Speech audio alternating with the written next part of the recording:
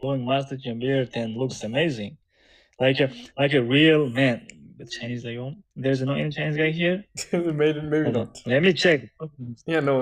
Whenever like I'm talking with the other nations like Chinese, Vietnamese like this, they're like clean face, and I was Like Omen. damn, bro. Like, yeah. I'm just kidding, man. Yeah, this sister also likes your mustache, and she says, good.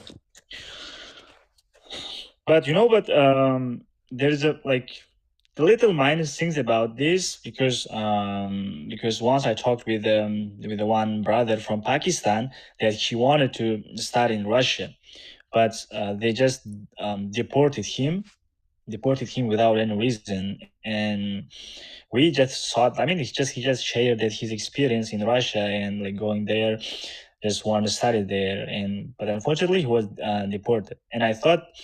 And we thought the same. Like it was because of this long beard, maybe because in Russia they don't like it.